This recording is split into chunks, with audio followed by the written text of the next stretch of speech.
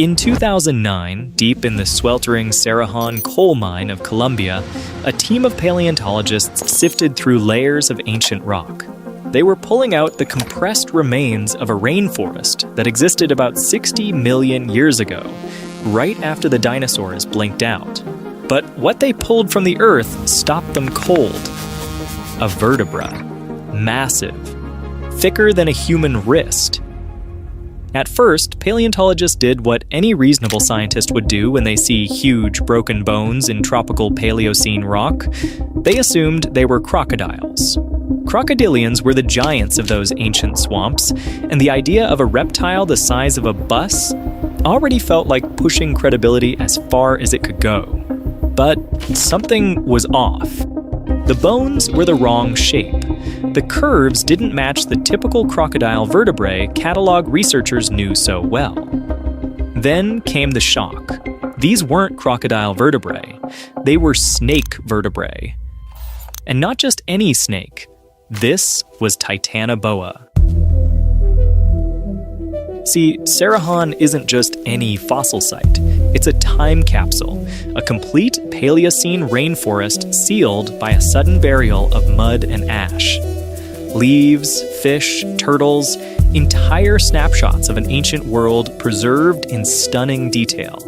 And in that muck, the biggest snake remains anyone had ever seen. As the team recovered more vertebrae, dozens of them, along with ribs and associated fauna, one thing became undeniable. This wasn't a fluke or an exaggeration. The fossils were consistent, enormous, and unlike anything in the record. What emerged was a portrait of an animal so large that it instantly reset the upper bound of what a snake could be. News hit like a thunderclap.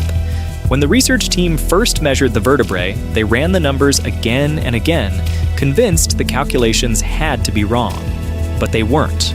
The measurements pointed to a snake more than 15 meters long. Researchers were stunned. If those numbers were real, Titanoboa wasn't just a big snake. It was the largest land predator on Earth after the dinosaurs. Its size implied Paleocene ecosystems far hotter, far denser, and far more competitive than scientists had imagined. A creature this massive could only exist in a world pushing biology to its limit. What kind of planet grew monsters like this? Titanoboa was absurdly large. The most conservative estimates put it at about 42 feet long, but some estimates go as high as over 50 feet, and it weighed somewhere between 2,000 and 2,500 pounds. For context, the largest anaconda ever reliably measured was about 28 feet long and weighed around 500 pounds. So Titanoboa was nearly twice as long and 4 to 5 times heavier. But here's what I find fascinating. How do scientists even figure out the size of an extinct animal from just a handful of vertebrae? Well, modern snakes follow pretty predictable scaling laws. The size of their vertebrae correlates directly with their total body length. So paleontologists can measure a Titanoboa vertebra, compare it to modern constrictors like boas and anacondas, and extrapolate backwards. But there's a deeper question here. Why was Titanoboa so much larger than any snake alive today?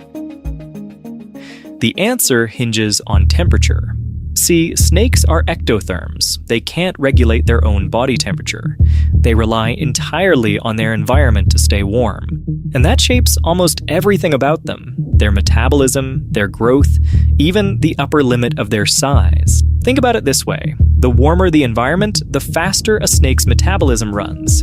Faster metabolism means faster growth, more efficient digestion, and the ability to sustain a much larger body.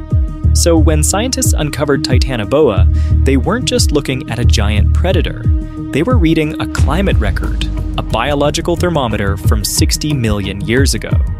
And it pointed to a world far hotter than the one we live in now.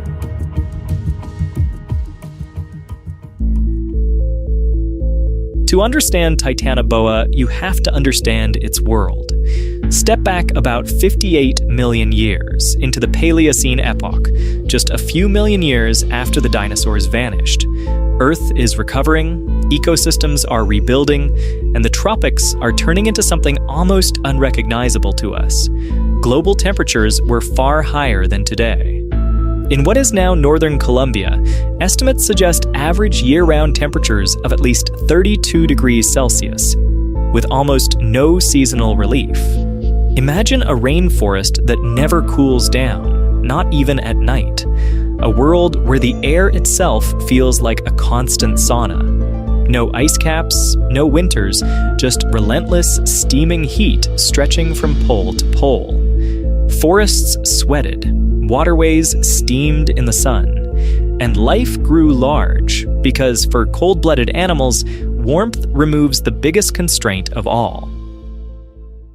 But today's tropical forests, the Amazon, the Congo, Southeast Asia, are actually too cool for a snake like Titanoboa to exist.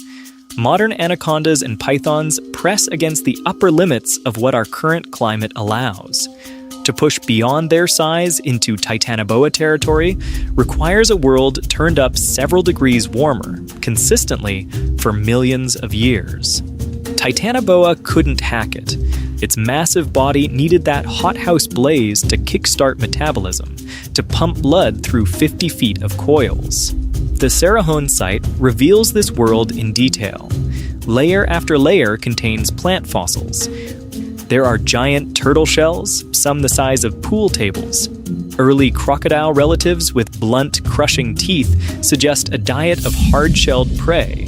They were not sleek river racers, but heavy-jawed ambush predators. This was not a clear, fast-flowing river system. It was a humid swamp rainforest.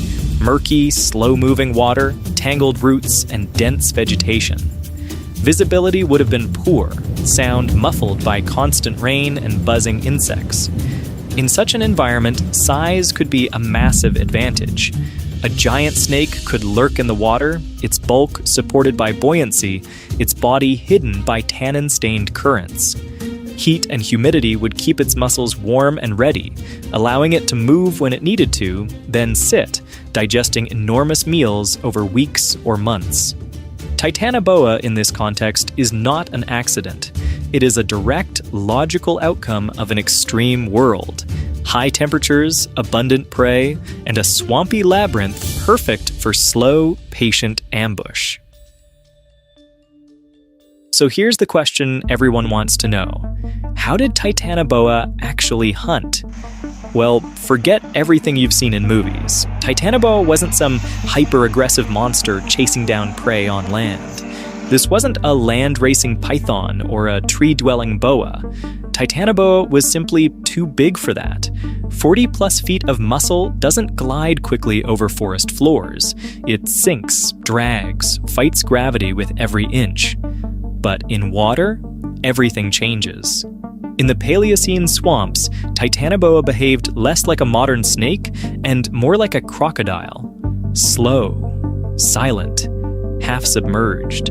It used the swamp's murky water as camouflage, slipping between fallen logs and root systems with only the faintest disturbance on the surface.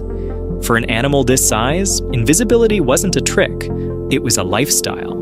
It didn't chase, it didn't sprint, it waited. Hours, maybe days, almost motionless, until something wandered close enough.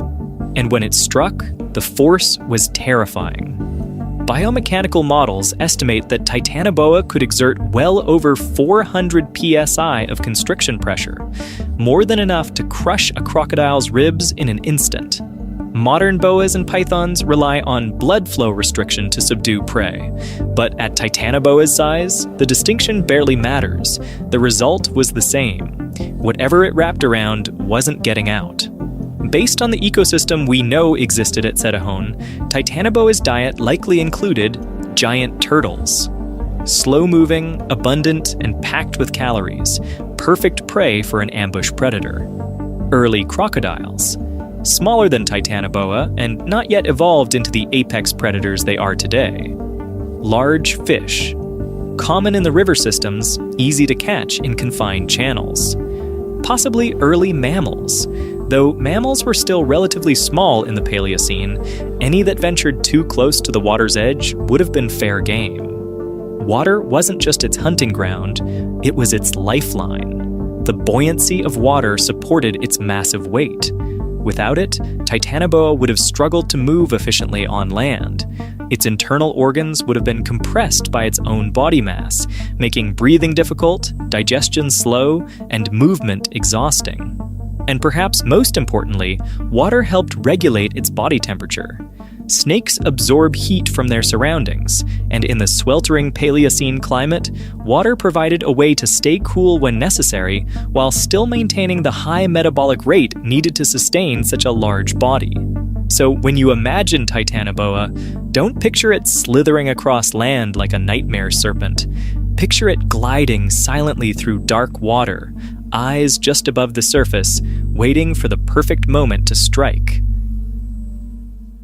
So if Titanoboa was such a successful predator, perfectly adapted to its environment, why isn't it still around? Well, the answer is both simple and tragic. The world changed, and Titanoboa couldn't.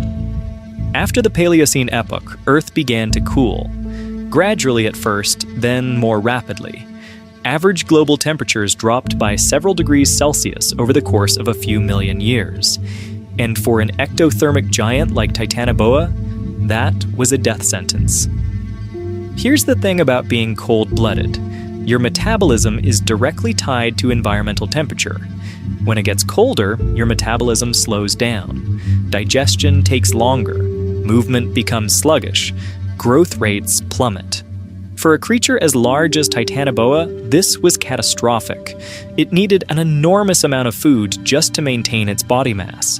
But with a slower metabolism, it couldn't hunt as effectively. It couldn't digest prey fast enough. And it couldn't grow large enough to compete with other predators. Essentially, Titanoboa starved in slow motion. But it wasn't just the temperature. The entire ecosystem was shifting. Mammals, which had been relatively small and insignificant during the age of the dinosaurs, were beginning to diversify and grow larger. They were warm-blooded, which meant they could remain active even when temperatures dropped. And they were competing for the same resources that giant reptiles depended on. Meanwhile, the lush, swampy rainforests of the Paleocene were drying out. River systems became more seasonal. The dense, humid environment that Titanoboa thrived in was disappearing. And perhaps most importantly, other large reptiles were also dying out. The giant turtles, the massive crocodiles. The entire food web that supported Titanoboa was collapsing.